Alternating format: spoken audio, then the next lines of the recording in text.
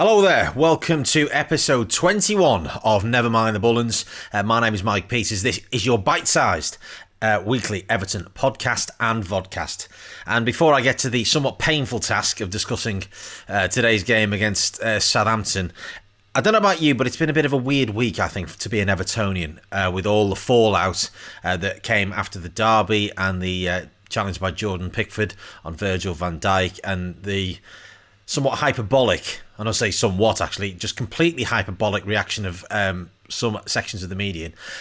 And when I say hyperbolic, some of it has actually been hyperbolics. And I know I don't swear on this podcast, but it seemed an appropriate time to. I'm looking at you, Paul Merson, for one. The nonsensical comment he made about Moise Kean against Manchester United when he played for Paris Saint-Germain the other night. Ridiculous. Carl Anker, a piece in The Athletic, who I'm a subscriber to The Athletic. I think their coverage of Everton and football generally is excellent. But the piece that he wrote which was 6 days after the event, just absolute nonsense. Some of the narrative that's been driven this week, and I have to say some of it has been driven by Liverpool as well. The comments that were made by Jurgen Klopp and Gini Wijnaldum and Adrian, and frankly has been ridiculous and completely over the top. And as been said by Carlo after today's game about Luca Dean's red card, and yep, it's poor, he's caught him, there's no question, but as you can see when he's running in, he's trying to catch him before that, which should have been a yellow card. It would have been cynical, but you know, is that any worse than the challenge that Andy Robertson meted out to Allen last week? I'm not sure it was. And yeah, he's got a red card. Andy Robertson didn't. Who knows? But Everton have said they're going to appeal. We shall see what happens. But that was the sort of the crowning glory of a pretty awful performance this afternoon. Luca Dean, obviously, if we're now missing him for 3 games, that's a blow, but it gives Niels Nkounkou a chance to get his dip his toe in the water of the Premier League. And obviously, we're really impressed with what we've seen from him so far in the Carabao Cup. So it'd be great to see him in the Premier League and getting a couple of starts if that does happen to pass, and that appeal that is going to go in is unsuccessful. I have to say though, I mean, I'm not quibbling about the result. Southampton thoroughly deserved to win. Much the better team. 2-0 flattered us. We were really, really off the pace. I thought we looked a bit leggy, a bit lethargic actually today.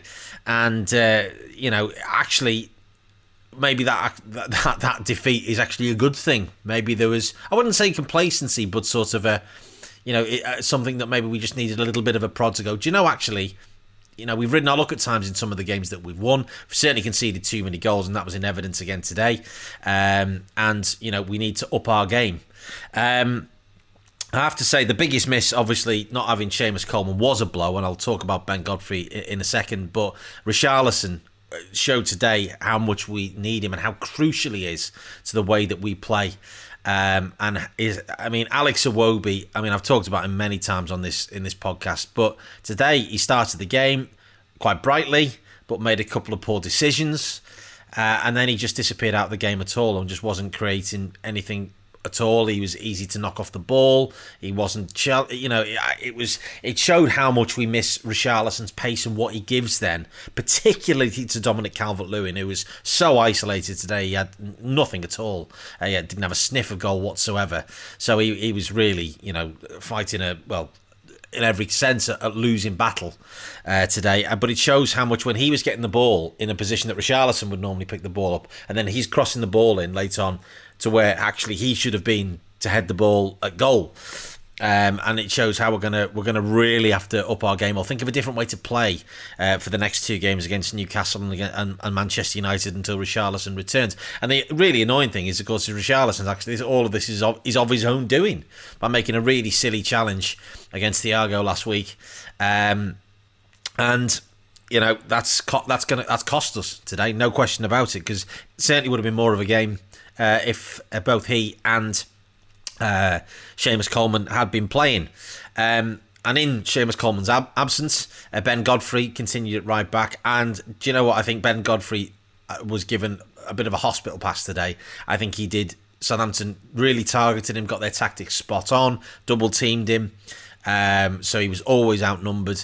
Was given no protection from James Rodriguez whatsoever, and obviously he's playing in a position that's unfamiliar to him. He's coming into new teammates, and I think despite the difficulties that he had today, I actually thought he acquitted himself really well, I should say. And I have to say, the positive thing was that he showed a really good turn of pace at a number of points today, where he had to get back and recover, or he had to sort of push on and try and get forward, and he did that, as well as a centre back playing at right back can be expected to do.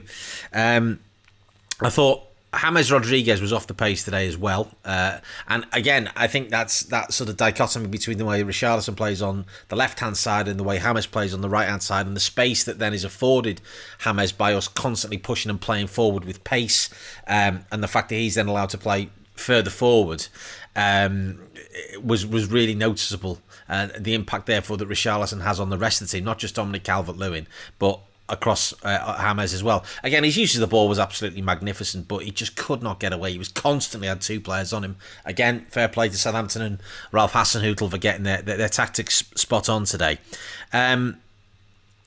I thought Gylfi Sigurdsson was a tad unlucky. I thought he was, a pot shot came off the crossbar, but I thought he was a tad unfortunate to be brought off after an hour. But obviously we needed to change the game, so I wouldn't put that as a reflection on his performance at all. I actually thought he's looked the best and the sharpest that he's looked for us for quite some time, and I wasn't in the least bit surprised to see him coming for Andre Gomes. Obviously, I said last week after the Liverpool game that I thought Andre was off the pace and has not been quite where we know he can be.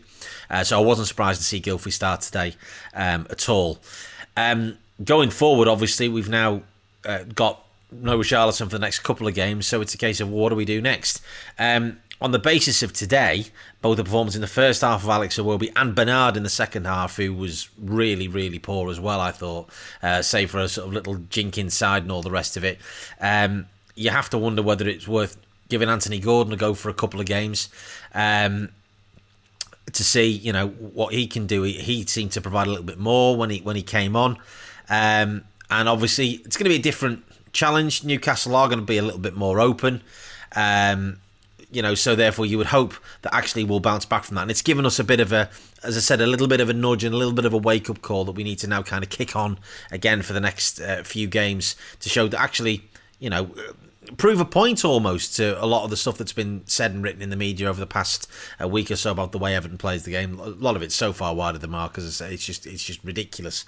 But when all is said and done, we're still top of the league at the time of recording.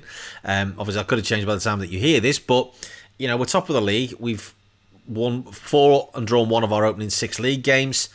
We've got 13 points. And if you'd offered us 13 points from 6 games at the start of the season, you would have taken that with 1 defeat, and you'd look at the fixtures and go, well, all right, we might get beaten by Liverpool. We didn't.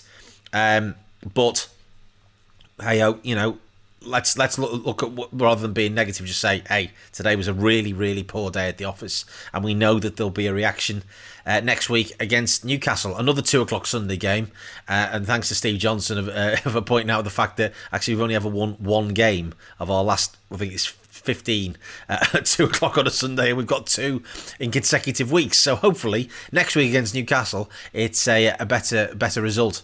Until then, keep smiling. We're still top of the league. If you want to get in touch, at NMTBpod on Twitter, or NMTBpod at gmail.com on the email. But until next weekend, we're top of the league.